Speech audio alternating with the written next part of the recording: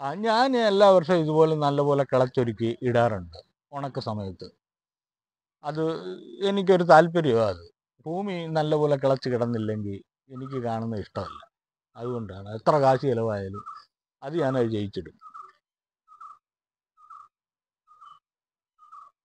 Passion ഫ്രൂട്ടിന്റെ ഇല്ലേ ഒരു വശത്തായിട്ട് passion ഫ്രൂട്ടുണ്ട്, ഓലുണ്ട്, red lady ഉണ്ട്, പിന്നെ നമ്മുടെ വീട്ടാവശ്യത്തിനുള്ള കുറച്ച് പച്ചമുളക്, മഞ്ഞൾ, ഇഞ്ചി, ഇതെല്ലാം ഇവിടെ കൃഷി ചെയ്യുന്നതാണ്. നമസ്കാരം, ഞാനിന്ന് എത്തിയിരിക്കുന്നത് ആലപ്പുഴ ജില്ലയിലെ വള്ളികുന്നത്തുള്ള വിജയൻ സാറിന്റെ വിശാലമായ ഏത്തവാഴ കൃഷി തോട്ടത്തിലാണ്. ഒരു തികച്ചും വ്യത്യസ്തമായ ഒരു കൃഷി രീതിയാണ് സാർ അവലംബിക്കുന്നത്. നല്ല വൃത്തിയായിട്ടുണ്ട്. ഇപ്പം നല്ല നല്ല ഉണക്ക് സമയമാണ്. എന്നിട്ട് നല്ല രീതിയിൽ ഇതെല്ലാം നല്ലപോലെ മണ്ണ് ഇളക്കി ഇട്ടതിന് ശേഷം വാഴയുടെ ഓരോ മൂട്ടിലേക്കും ഇങ്ങനെ കൂട്ടിയിട്ടിരിക്കുകയാണ്. അപ്പം സാറിൻ്റെ അടുത്ത് ചോദിച്ചിട്ട് കൃഷിയെ സംബന്ധിച്ച കാര്യങ്ങളെല്ലാം നമുക്ക് കൂടുതൽ കാര്യങ്ങൾ മനസ്സിലാക്കാം. എല്ലാവർക്കും ഹാർദവമായ സ്വാഗതം ചാനലിലേക്ക്. എൻ്റെ പേര് വിജയകുമാർ എന്നാണ്. എക്സ് സർവീസ്മാനാണ്. ഇവിടെ കുറച്ച് കൃഷിയൊക്കെ ചെയ്യാനുള്ള താല്പര്യമുള്ളത് കൊണ്ട് ചെയ്യുന്നതാണ്. ഇവിടെയൊക്കെ കാലങ്ങളായിട്ട് ഞാൻ കൃഷി ചെയ്യുന്നതാണ്. എൻ്റെ 8 വർഷം കൊണ്ട് ഏത്തവാഴ കൃഷിയാണ്. ഇതിന് പ്രത്യേകിച്ച് പരിചരണമൊന്നും ഞാൻ കൂടുതലായിട്ട് കൊടുത്തിട്ടില്ല. നമ്മുടെ നാടൻ രീതി അനുസരിച്ച് ആ കൃഷി നടക്കുന്നത്. പരമ്പരാഗതമായിട്ട് കൃഷി നമ്മുടെ വീട്ടിൽ പണ്ടേ ഉള്ളതായിരുന്നു. അച്ഛൻ്റെ കൂടെയൊക്കെ നടന്ന് പഠിച്ചതാണ്. ആ രീതിയിലുള്ള കൃഷിയായി എൻ്റേത്. രാസവളങ്ങൾ വളരെ കുറച്ച്, ചാണകപ്പൊടി, കോഴിവളം, ചാരം, ഇതൊക്കെയാണ് ഇതിന് ഇട്ടുന്നത്. പിന്നെ ഇതിൻ്റെ ഉണക്ക സമയത്ത് ഞാൻ ഇതിൻ്റെ വാഴക്കൈയൊന്നും കണ്ടിച്ച് കളയാറില്ല. അതാ ഇങ്ങനെ കൈ തൂങ്ങി കിടക്കുന്നത്. മഴക്കാലമായ ഇതെല്ലാം വൃത്തിയാക്കി മരുന്ന് കളിച്ച് നിർത്തും. പിന്നെ ഇതിന് വേണ്ടുന്ന പരിചരണമെന്ന് പറഞ്ഞു കഴിഞ്ഞാൽ കിളയാണ് പ്രധാനം. നല്ലപോലെ മണ്ണിളകി കിടന്നാൽ ചൂടടിക്കത്തില്ലെന്നുള്ള ഒരു തത്വമുണ്ട്. മഴയില്ലെങ്കിലും വെള്ളം അടിക്കേണ്ട കാര്യമില്ല. ഇവിടെ തറപ്പുരയിടമാണ്. അതുകൊണ്ട് വെള്ളപ്രയോഗമൊന്നുമില്ല, കിളച്ചിടത്തതേ ഉള്ളൂ. പിന്നെ കുറച്ച് പാഷൻ ഫ്രൂട്ടുണ്ട്. ഇതിൻ്റെ ഇടയ്ക്ക് ദിവസം ഞാൻ 2 കഴിക്കും. അതിനു വേണ്ടി നടുന്നതാണ്. പിന്നെ കോവലുണ്ട്, 2-3 പന്തല അതിൻ്റേതുണ്ട്. പിന്നെ നമ്മുടെ വീട്ടാവശ്യത്തിനുള്ള കുറച്ച് പച്ചമുളകുകൾ എല്ലാം ഇതിനുള്ളിൽ തന്നെ ഉണ്ട്. ഇത് കാലിയായിട്ടൊരു സമയം ഇടാറില്ല. ഞാൻ ഇതിനകത്തിലെ ചേനയായിരുന്നു ഇപ്പോൾ കൃഷി. ചേനയുടെ ഇടയ്ക്ക് വെച്ച വാഴകളായിരുന്നു ഇത്. ചേനയൊക്കെ കിളച്ച് കഴിഞ്ഞെന്നെയാണ് വാഴയെല്ലാം എടുപ്പായത്. ഈ വാഴയുടെ ഇടയ്ക്ക് തന്നെ ഇപ്പോൾ വീണ്ടും അടുത്ത ചേന നട്ടുകൊണ്ടിരിക്കുക. ഒരു പകുതിയോളം ഞാൻ നട്ട് കഴിഞ്ഞു. അടുത്ത മഴക്കാലമാണ് വരുന്നത്. അതിന് മുന്നേ തന്നെ നട്ടിട്ടാൽ മഴ വരുമ്പോൾ ഇതെല്ലാം കിളിയും. അപ്പോൾ വളം ഇട്ട് കൊടുത്താൽ മതി. അപ്പോഴത്തേക്ക് കൊലയൊക്കെ വെട്ടിത്തീരും. പിന്നെ ചേനയുടെ പരിചരണമാണ്. ഇങ്ങനെയാണ് ഞാൻ കൃഷി ചെയ്തു വരുന്നത്. വിജയ് സാറേ, ഇത് കണ്ടില്ലേ, ഇത് വാഴയുടെ വിത്ത്. ഇത് വാഴ വിത്താണ്. ഇത് ഒന്നാം തരമാണോ? ഇത് ഒന്നാം തരം. ആദ്യം ഉണ്ടായ കുട്ടികൾ. രണ്ടാം തരം കാണുന്നുണ്ടല്ലോ. ഇതല്ലേ? അതെ, ഇത് 3 അങ്ങനെ അല്ലേ? അങ്ങനെയാണ്. ഇത് അന്നേരം ഇത് കൊല വെട്ടിയതിന് ശേഷം ഇനി ഇത് പിരിക്കത്തുള്ളൂ അല്ലേ? അന്നേരം പിരിക്കത്തുള്ളൂ. പിരിച്ച് അപ്പോൾ വലിയ കുട്ടി ഇച്ചിരി വലുതായിരിക്കും. അത് നട്ടു കഴിഞ്ഞാൽ പെട്ടെന്ന് കൊലയാവും. അപ്പം ഈ തുടക്കത്തിലേ ഇത് നട്ട സമയത്ത് എങ്ങനെയായിരുന്നു ഇതിന്റെ നിലമൊരുക്കിയതും വളം ചെയ്തതും ഒക്കെ? ഇവിടെ അത്ര ഇതിനെ കുറിച്ച് കൂടുതൽ കെയർ ചെയ്തൊന്നും ഞാൻ ചെയ്യാറില്ല. തടവെടുത്തിട്ട് കുറച്ച് കുമ്മായി ഇടും. കുമ്മായി ഇട്ട് കുറച്ച് ദിവസം കഴിയുമ്പോൾ അതിന് എനിക്ക് അളവും എണ്ണമൊന്നുമില്ല. എൻ്റെ സൗകര്യാർത്ഥം അത് ശരിയായെന്ന് തോന്നുമ്പോൾ ഇളക്കി വെള്ളം തളിച്ച് ഇട്ടേക്കും. അത് കഴിഞ്ഞ് ഒരു 2 ദിവസം കഴിഞ്ഞ് വാഴ വിത്ത് അതിലോട്ട് എല്ലുപൊടി ഇട്ട് നടുക. എല്ലുപൊടി ഇട്ട് നട്ട് കഴിഞ്ഞ് മണ്ണ് വിട്ട് കഴിഞ്ഞാൽ കുറച്ച് ദിവസം കഴിയുമ്പോൾ ഇല വരും. ഇല വന്നു കഴിഞ്ഞാൽ കുറച്ച് പിണ്ണാക്ക് പൊടി, കടലപ്പിണ്ണാക്ക് മാത്രമേ ഇടത്തുള്ളൂ. 4 വിത്ത് ഇട്ട് മണ്ണിട്ട് പിന്നെ ഒരു 3-4 ഇല വന്നതിന് ശേഷം ഒരു ശകലം ഫാക്ടംപോസ് ഇട്ട് കൊടുക്കും. അത് ഒരു എടുപ്പിന് വേണ്ടിയാണ്. ഫാക്ടംപോസ് ഇട്ട് കഴിയുമ്പോൾ തന്നെ ഇതിൻ്റെ ലക്ഷണങ്ങളെല്ലാം മാറും, കയറി വരും. അപ്പോൾ കുറച്ച് കോഴിവളം കൂടെ പുറത്തിട്ട് എടുത്ത് മണ്ണടിപ്പിച്ച് അവിടെ ഇട്ട്. അങ്ങനെ ഒരു 1.5 മാസം 1 മാസമൊക്കെ കഴിയുമ്പോൾ അടുത്ത ശകലം വളം കൂടെ കൊടുക്കും. ഒരു 5 വളം ഞാൻ എന്തായാലും ചെയ്യും. 5 വളം ചെയ്ത് കഴിയുമ്പോഴത്തേക്ക് കൊല ഈ പരുവത്തിലൊക്കെ എത്തും. ഇങ്ങനെ നിന്ന് മണ്ണൊക്കെ അടുത്ത് കളപ്പിച്ചിട്ട് കഴിഞ്ഞാൽ നമുക്കൊരു 66 ദിവസം 70 ദിവസത്തിനുള്ളിൽ പൂവും പൊടിച്ചിട്ട് കൊല വെട്ടെടുക്കാം.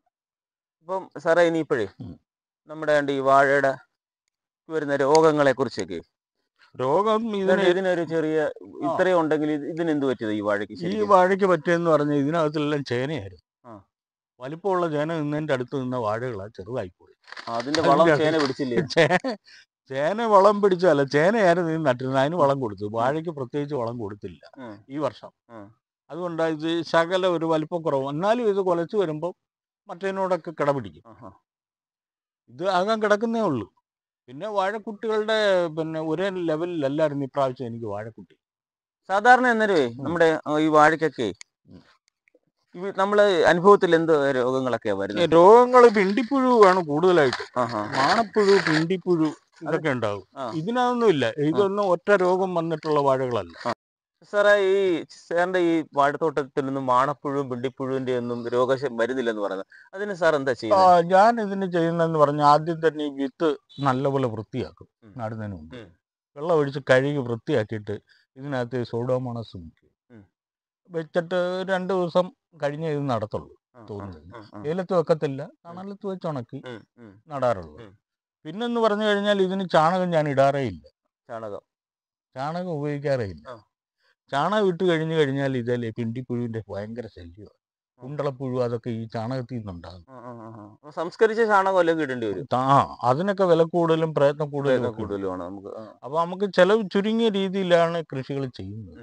ഇവിടെ ഞാൻ ചെയ്യുന്നത് കണ്ടവാനം കാശ് മുടക്കിയിട്ട് കൃഷി ചെയ്തിട്ട് ഒന്നും കിട്ടാനില്ല. ഇപ്പൊ ഏത്തക്കായ്ക്കൊക്കെ എന്താ വിലയുണ്ട്? 35 രൂപ വിലയേ ഉള്ളൂ. അതുകൊണ്ട് നമുക്ക് കർഷകന് ഒരു ഗുണവുമില്ല. ആ സമയത്ത് ഈ വളത്തിനെല്ലാം ഇത്രയും വില കണ്ട് കിളപ്പിച്ചിട്ടേക്കുന്നു. 10-15 പേരുടെ ജോലിയായി ഇവിടെ എല്ലാം കിളച്ചിട്ടിരിക്കുകയല്ലേ. അപ്പോൾ ഇത് ഒരു കിളക്കാരന് കൊടുക്കുന്നത് 1100 രൂപ കൊടുത്താണ് ഞാൻ കിളപ്പിക്കുന്നത്.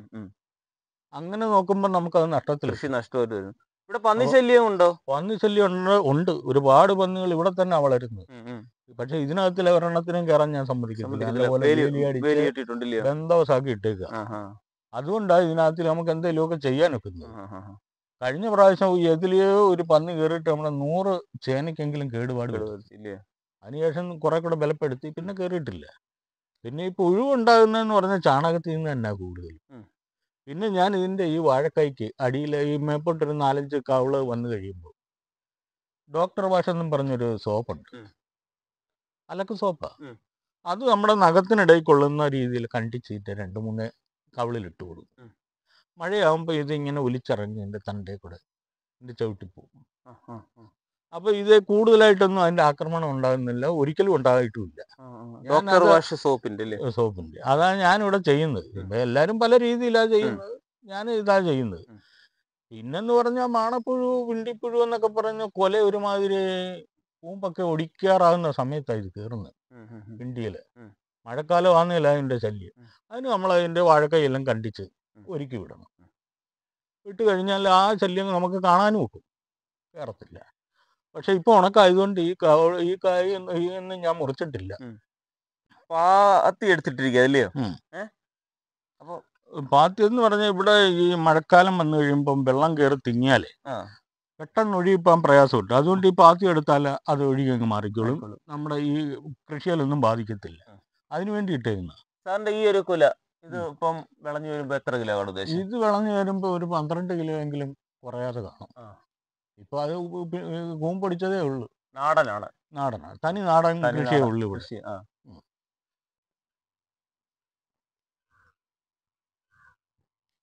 ഈ വാഴക്കൊലയെ ഇതൊരു 15 കിലോയ്ക്ക് അടുത്ത് വരും വിളഞ്ഞു വരുമ്പോ. വിജയ് സാർ, പാഷൻ ഫ്രൂട്ട് ഇത് എത്ര വർഷമായി? ഇതിപ്പോ 1 വർഷമായി. 1 വർഷമാണ്. ഇത് ഏതിനോ? ഇത് മഞ്ഞ കളർ. മഞ്ഞ കളറാ അല്ലേ? പഴുത്തു കഴിഞ്ഞാലും മഞ്ഞ കളറാ. പുറവും മഞ്ഞയാവും ഇല്ലയോ? പുറം നല്ല മഞ്ഞയാവും. അകവശം നമുക്ക് സാധാരണ പാഷൻ ഫ്രൂട്ട് നല്ല മധുരമുള്ള ജ്യൂസ് അടിക്കാനും എല്ലാത്തിനും പറ്റിയ. അത് ചുമലയുടെ. അത് ചുമലയാവില്ലേ?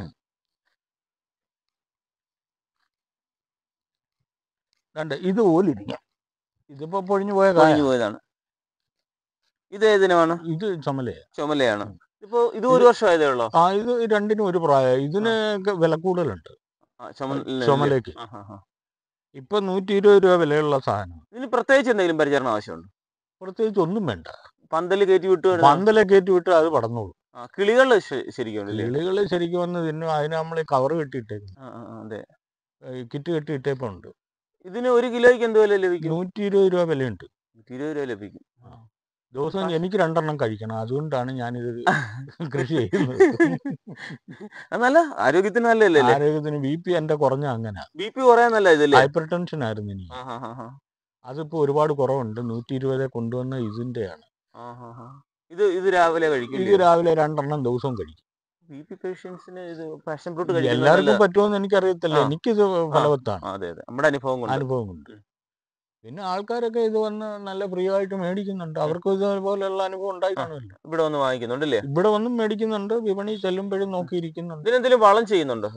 പ്രത്യേകിച്ച് വളമില്ല. ഈ വാഴയ്ക്കൊക്കെ വളം ചെയ്യുമ്പോൾ അതിന്റെ ഇച്ചിരി ഇട്ട് കൊടുക്കും. അങ്ങനെ മണ്ണിടും. അത്രേ ഉള്ളൂ. അതുകൊണ്ട് മണ്ണ് കൂട്ടിയതായത്.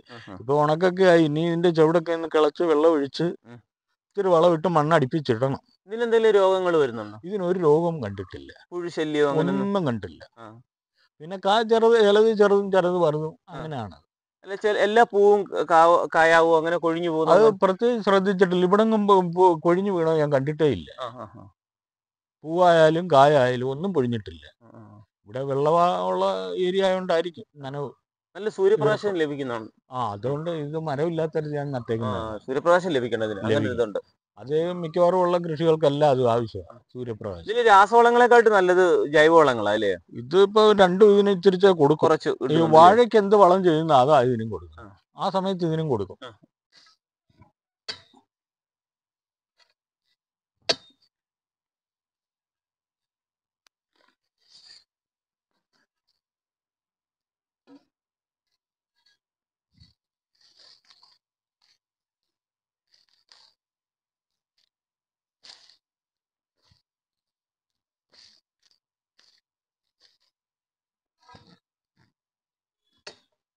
ഇതൊരു മൂടാണ്.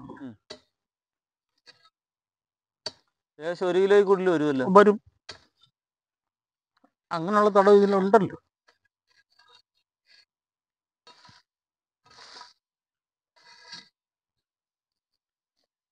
ഇതുപോലുള്ള മഞ്ഞളാണ്. പാഷൻ ഫ്രൂട്ടിന്റെ അടിയിലാണ് നോക്കണേ. അടിയിലാണ്. ഇതിന് കീഴിലുള്ളതാ. അതുപോലെ ഇതിനകത്ത് ചേനയുണ്ട്. ഒരു മഞ്ഞൾ ഒരു ചേന അങ്ങനെ വെച്ചാൽ ഇത് മൊത്തം നട്ടിട്ടിരിക്കുന്നത്. ചേനയൊക്കെ കിളച്ച് മാറ്റി മഞ്ഞൾ കിളയ്ക്കാൻ നിൽക്കുക. ഇപ്പോഴത്തെ കൂടിയ ചേന സ്വർണ്ണപ്രഭ എന്നൊക്കെ അതിന്റെ പേര് പറയുന്നത്. നല്ല വിളവുണ്ട്. നല്ല വിളവുണ്ട്. ഇത് പിന്നെ ശരിക്ക് പിടിക്കും മഞ്ഞൾ. ഇതിന്റെ തട ഇതിനോട് ചേർത്ത് ഒരു വിത്തൂടെ നട്ട് കഴിഞ്ഞാൽ എന്തായാലും 1 കിലോ കുറയാതെ മഞ്ഞൾ ഉണ്ടാവും. ഇതെല്ലാം നടാൻ വെച്ചിരിക്കുന്നതാണ്. ഇതെല്ലാം നടാൻ വെച്ചിരിക്കുന്ന ചേനയാണ്. ഇതൊരു 12 കിലോ കുറയാതുള്ള ചേനയാണ്. ഇതിങ്ങനെയാണ് ഈ നടാൻ വേണ്ടി ഒരുക്കി ഇതെല്ലാം വൃത്തിയാക്കിയതിനു ശേഷം, ഇതിപ്പോ ഒരുക്കി വെച്ചേക്കുന്നതല്ല, ഇതെല്ലാം ഒരുക്കി കണ്ടിച്ച് വെച്ചിരിക്കുന്ന പൂള് വെട്ടി വെച്ചേക്കുന്ന. ഇങ്ങനെയാണ് ഞാൻ വെട്ടുന്നത്. 1 കിലോ കുറയാത്ത പൂളുകളാണ് ഇതെല്ലാം. ഇവിടെ ത്രാശ് വരെ വെച്ചിട്ടുണ്ട്. ഇത് തൂക്കി നോക്കി വെട്ടാൻ. അങ്ങനെയാണ്. 1 കിലോ വേണോ? 1 കിലോ വേണമെന്നില്ല. 250 ഗ്രാമേ ഉള്ളതിലും അത് കിളിക്കും. പക്ഷെ 1 കിലോ ഉള്ളത് നട്ടാൽ നമുക്ക് അതിൻ്റെതായിട്ടുള്ള ഫലം കിട്ടും. ഈ 1 കിലോ നട്ട ചേനയായി 12 കിലോയുടെ ഒക്കെ ഇരിക്കുന്നത്. ഈ താഴെ ഇരിക്കുന്നതൊക്കെ 10 കിലോ കുറയാത്ത ചേനകളാണ്. ഇപ്പൊ ഒരു ചേനയായിരുന്നു 2 പൂളാക്കി വെച്ചിരിക്കുന്നതാണ്. നടുവിലൂടെ മുറിക്കില്ലേ? നടുവിലൂടെ മുറിച്ച് വെച്ച്. വലിപ്പമുള്ളതാണെങ്കിൽ 2-3 പ്രാവശ്യം. ഇത് വലിയ ചേനയ്ക്ക് നമ്മൾ 1 കിലോ കണക്കാക്കി ആദ്യം തൂക്കി നോക്കും. ചേന ഒരു 4 കിലോ ഉള്ള അതിന് 4 കഷ്ണം മുറിക്കും. ഇത് എന്നിട്ട് മുറിപ്പാടിൽ വേറെ എന്തെങ്കിലും ചാണകത്തിലാ തൂക്കണ്ട. പക്ഷെ ഞാൻ ചാണകം തൂത്തിട്ടില്ല. ഞാൻ സൂഡോമോണാസ് മുക്കത്തേ ഉള്ളൂ. മുക്കി ഇത് വെച്ചേക്കുന്ന. ഇത് വിട്ടിരുന്ന് ഉണങ്ങണം. ഉണങ്ങി 2 ദിവസം കഴിയുമ്പോഴേ നടത്തുള്ളൂ. സ്വന്തം ആവശ്യത്തിന് വെച്ചിരിക്കുന്ന. ഇതിപ്പോ ചേന കൂടുതലുണ്ടായിരുന്നു. പകുതി കൂടുതൽ ഞാൻ നട്ട് കഴിഞ്ഞു. ഒറ്റയ്ക്കാണ് നടുന്നത്. വേറെ ഇതിനകത്ത് വേറെ ലേബറെ ഉപയോഗിക്കാറില്ല ചേന നടുന്നത്. അങ്ങനെയുണ്ട്. ഇതിലൊരു പൂപ്പൽ രോഗം പോലെ. അതെ. ഇത് ഞാൻ ശ്രദ്ധിച്ചിട്ട് 3-4 ദിവസം ആയുള്ളൂ. അതിന്റെ കായൊക്കെ പൊഴിഞ്ഞ് താഴെ കിടക്കുന്നുണ്ട്. പഴുത്ത് കിടക്കല്ല. ഇത് ഇനി കൃഷിഭവനിൽ ഒന്ന് തിരക്കെങ്കിലേ അതിന്റെ കാര്യം മനസ്സിലാകത്തുള്ളൂ. റെഡ് ലേഡി അല്ലേ? Red lady. എന്നാൽ ബാക്കിയുള്ളതിനൊന്നും അങ്ങനെ കാണുന്നുമില്ല. വേറെ ഇവിടെ എല്ലാം നിപ്പുണ്ട്. ഫംഗസ് അത് ഒരു പൂപ്പൽ അതിലുണ്ട് വെളുത്ത്. അത് ഈ വാഴയുടെ ഇലയുടെ അടിയിലിരിക്കുന്ന മാതിരിയുള്ള ഒരു പൂപ്പല ഉള്ളൂ. റെഡ് ലേഡി തന്നെ വേറെ. റെഡ് ലേഡി അപ്പൊ 2-3 സൈസ് വരുമോ? വരും. നീളമുള്ളതും നീളം കുറഞ്ഞതും പല ആകൃതിയിലുള്ളതും ഉണ്ട്. അതിലൊക്കെ വലിയ കായ ഉണ്ടാകുന്നുണ്ട്. ചെറിയ ഓമയൊക്കെ ഉണ്ട്. അതൊക്കെ നല്ല തൂക്കമുള്ളതാണ്. എല്ലാം അടത്തിയതാണ് ഇന്ന് രാവിലെ. ഇത് റെഡ് ലേഡി അല്ലയോ? ഇത് റെഡ് ലേഡിയാ. ഇന്ന് ഇതെന്ന് ഒരു 4 അടത്തിക്കൊണ്ട് പോയായിരുന്നു. പഴുത്തത് പഴുത്തത് 60 രൂപ വെച്ചാണ് ഇന്ന് കിലോയ്ക്ക്? കച്ചവടം. കിലോ